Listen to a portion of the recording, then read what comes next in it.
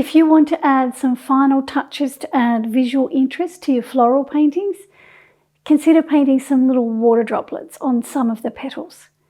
In this video, I'm going to use watercolor to show you how to paint little glistening water droplets on a rose. This is a rose from my garden. When I first decided to paint it, I thought I'd leave the water droplets off. But as I progressed with the painting, I thought, nah, I'm going to paint them in. At least some of them anyway. When you paint a water droplet in watercolor, there's no particular way to do it. To get the drops to look realistic, you have to look carefully at the lighting. And not every water droplet is going to be the same. They will vary depending on where they are on the flower, the shape and size of them, and the way the light hits them will create variations in how to paint them. You have to look really carefully at the lighting and the shadows. When I painted the droplets on this rose, I used the same colours that I painted the rose with. I also used my eradicator brush and some white gouache. I'm painting on Arches cold press watercolour paper, and I'm using Schminke watercolour paints. The main colour of the rose is a mix of ruby red and pure yellow. I also used a small amount of French ultramarine and a little bit of quinacridone magenta as well. I painted the entire rose and I made sure that it was the way I wanted it before I started to paint any of the water droplets.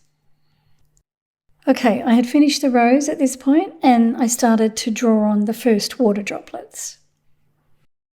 I'll show you how I painted them, but first I want to thank BetterHelp for sponsoring this video. With everything that is happening in the world today, it's perfectly okay to not feel okay, which is why I'm grateful that BetterHelp offers a vital resource for anyone seeking professional help and guidance in these trying times. If you haven't heard of them before, BetterHelp is the world's largest therapy service and it's 100% online.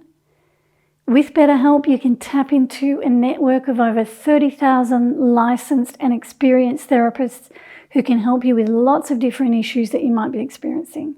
I used their services myself recently when things were getting on top of me.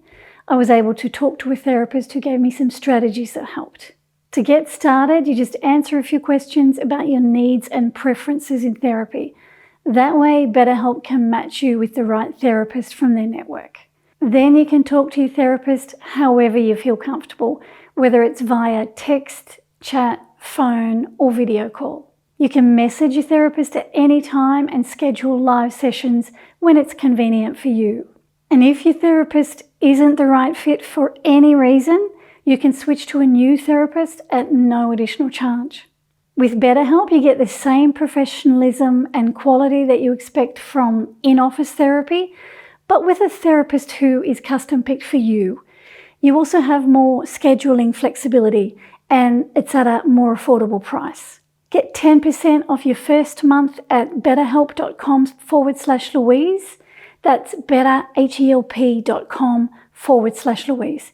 And I've also linked them below in the description. Okay, let's get back to the water droplets now. All right, so I've just drawn those water droplets in. With this one, I started by painting the cast shadow around the outside edge of it. And I did that on wet paper. I wanted the paint to bleed or creep over the paper and give me a soft edge. I used my little Zero brush and some of the colour that I used to paint the rose. So this was the mixture of ruby red and pure yellow. And my colour is quite pale. I don't want a dark colour here. I want a pale, delicate shadow with soft edges. I use my liner brush and a small amount of paint, and it bleeds gently over the wet paper.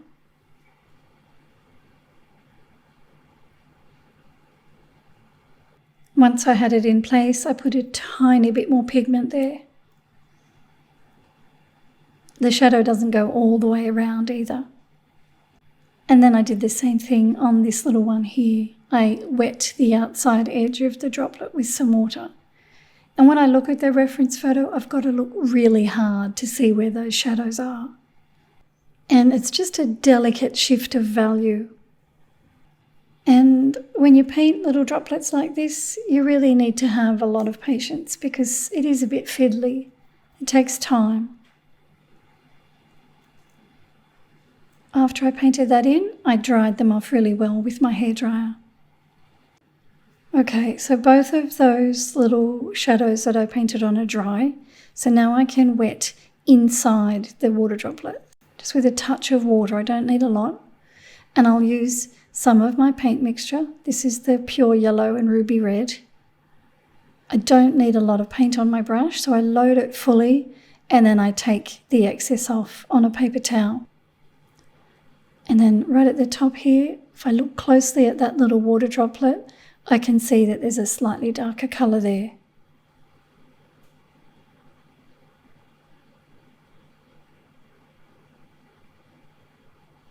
Now it's not finished yet, I've got to come back to it, but I'll let it dry and I'll paint this one in here. I can see a small amount of colour on this one, not as much as the other one. So again, I load my brush up, tap it on my towel and paint a little bit more colour in there. I'm still using the same paint mixture of ruby red and pure yellow. I dab it on and then it spreads over the wet paper.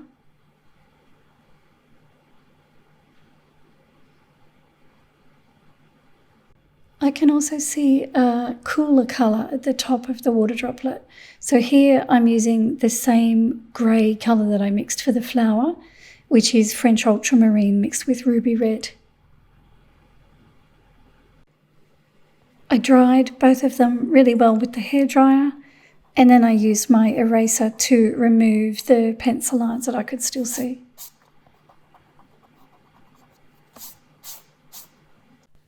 Now I'm going to use a small amount of Schmincke's white gouache. Gouache is opaque, so I'll use it to create some highlights on the water droplets. It will cover the underlying washes that I have painted on the rose.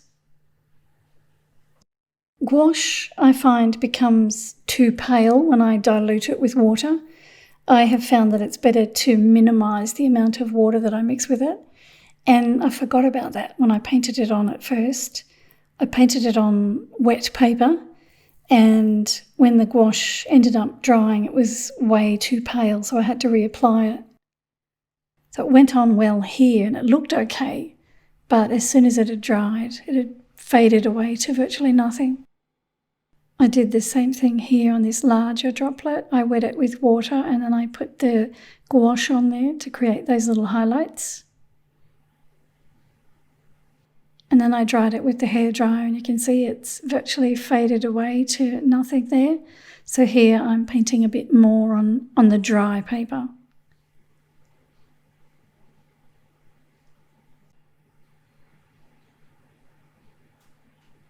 And you can soften the paint edges like you can with watercolour paint. You just take a damp brush and soften away the edges. So here I'm going to redefine my little cast shadow that's there. So I've wet the paper with water and then I paint a bit more of that paint mixture there. So I spread it out with the wet brush.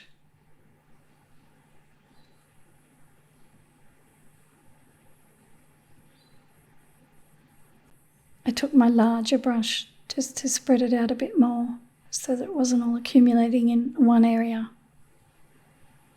That's water and a tiny bit more paint. So you can see patience is required when you paint on little droplets like this, if you want them to look realistic. Then I got a bit more gouache and I painted that on the dry paper. Now I'm going to paint on some droplets sitting on the side of the cup of the rose. These droplets are different to the droplets on top of the petal. I have to paint them differently. I've got a dark colour there, so I'll use my small eradicator brush to remove some paint where each droplet will sit. The eradicator brush is wet with water, but the paper is dry.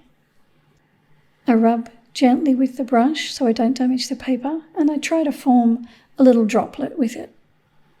I create a bit of variation in the size of them so they're not all the same size. So here I'm using the corner of the brush.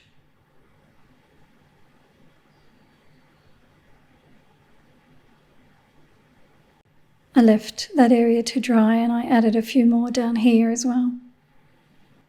I've put a link to this little brush in the description of the video. Now I could have left them as they are, but I felt they needed a little bit more work.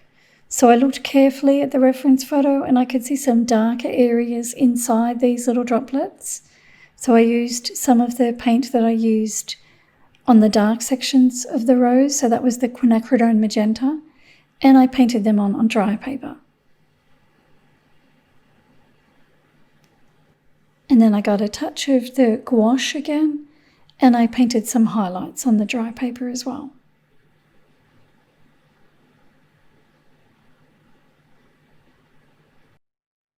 So these ones won't need any cast shadows around the outside edge of them. They'll be okay just as they are. I did the same thing here with these two. I added a bit more of the quinacridone magenta on the dry paper, and then I put some white gouache to create a highlight. I painted on dry paper and then I wash my brush out and use my damp brush to soften the edge of the gouache.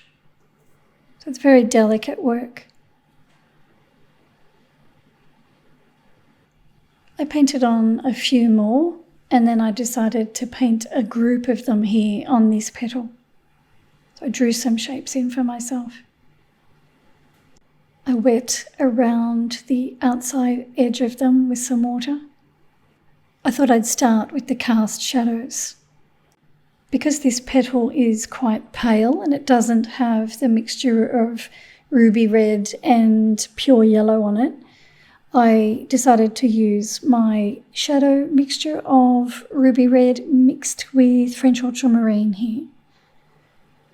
And I'm painting that around the outside edge of those two little droplets on the wet paper. I had to look carefully to see where the shadow was because it was hard to tell. And I did the same thing with the other three. I dried all of that with the hairdryer, and then one by one I wet each water droplet and I painted on some of that same paint mixture onto the droplet itself. It's on the opposite side of the cast shadow.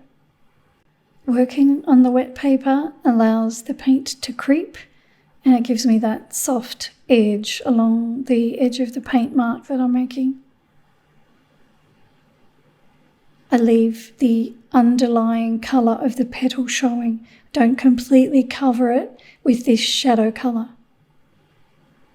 Just a delicate amount of water, and then I use my little brush because it only holds a small amount of paint, and I apply the paint with that.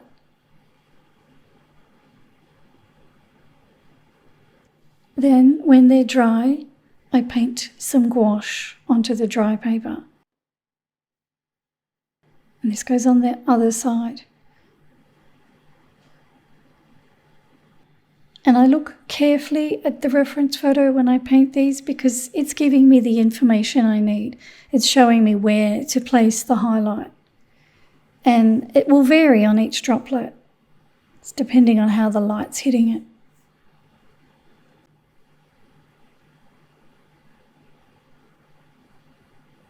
This droplet up here actually sits off the edge of the petal, so it's dangling off the edge of it. I wet the paper on the outside edge of it and I paint some of the shadow colour on there. Then I got some white gouache and I painted onto the droplet itself. That's on dry paper.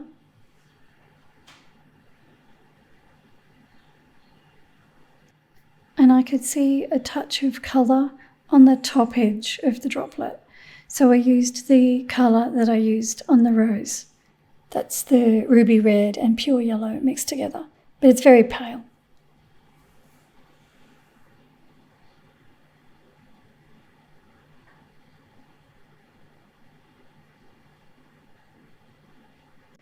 I painted a few more on this petal here, and then I decided that that was enough. Made sure I was happy with it. I took the tape off.